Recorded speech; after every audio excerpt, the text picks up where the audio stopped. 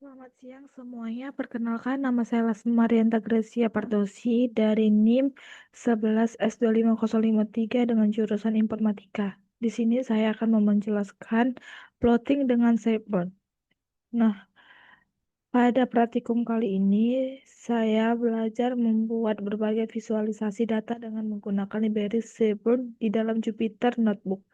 Seaborn adalah library visualisasi berbasis Python yang memudahkan kita dalam membuat grafik yang menarik dan informatif. Nah, yang pertama itu, yang nol itu ada import dan load data. Langkah pertama, kita mengimport library Seaborn sebagai SNS dan matplotlib pipload sebagai plt, panda sebagai pd. Kemudian kita mengatur tema grafik menggunakan sns.send_them buka kurung tutup kurung agar tampilannya lebih rapi dengan style dan warna pastel. Dataset yang digunakan adalah dataset bawaan Seaborn yaitu tipis yang berisi data transaksi restoran seperti total tagihan, tip, hari, jenis kelamin, jumlah orang di meja, dan status perokok. Lalu kita tampilkan 5 data teratas menggunakan df.head buka kurung tutup kurung untuk memastikan data berhasil dimuat. Selanjutnya yang yang pertama line plot. Nah, line plot digunakan untuk melihat tren perubahan nilai terhadap variabel tertentu. Pada contoh ini, kita melihat hubungan antara ukuran meja size dan total tagihan total bill.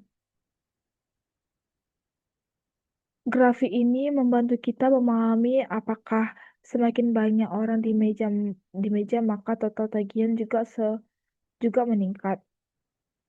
Selanjutnya nomor 2 scatter plot.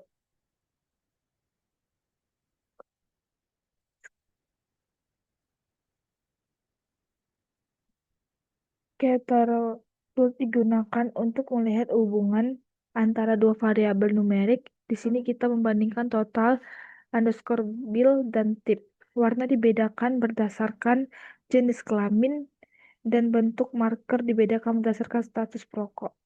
Dari grafik ini kita bisa melihat pola hubungan antara besar tagihan dan tip yang diberikan.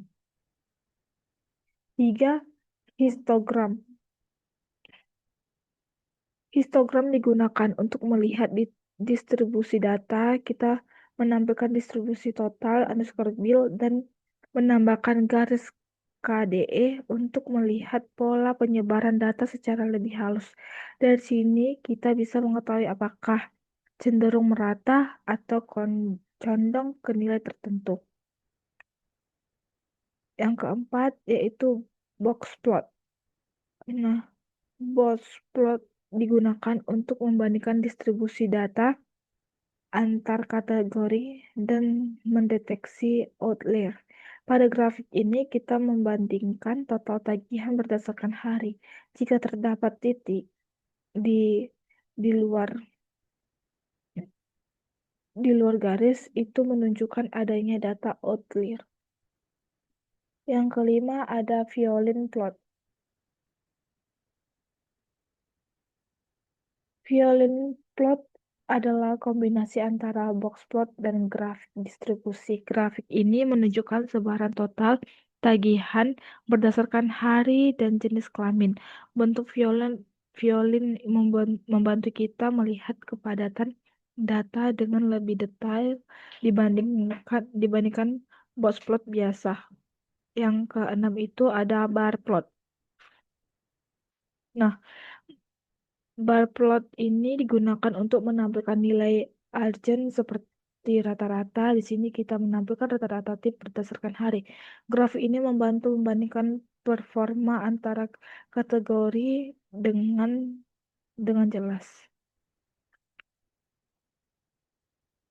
Baru yang ketujuh di sini ada heat map. Heat map digunakan untuk melihat korelasi antar variabel numerik. Semakin gelap warnanya, semakin kuat hubungan antara variabel tersebut. Angka di dalam kotak menunjukkan nilai korelasinya. Baru yang kedelapan ada pair plot. Nah, pair plot digunakan untuk analisis awal atau exploratory data analisis. Grafik ini menampilkan hubungan antar semua variabel numerik sekaligus sehingga kita bisa melihat pola secara menyeluruh.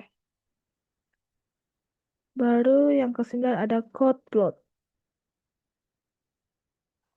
Chord plot digunakan untuk menghitung frekuensi data kategori. Pada contoh ini kita melihat jumlah pelanggan berdasarkan hari dan status perokok. Graf ini membantu kita membandingkan jumlah antar kelompok. Nah,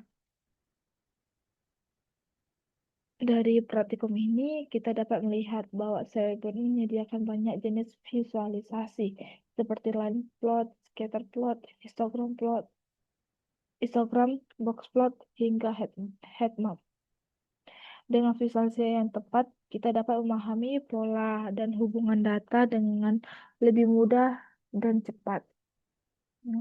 Sekian dan terima kasih presentasi saya pada hari ini.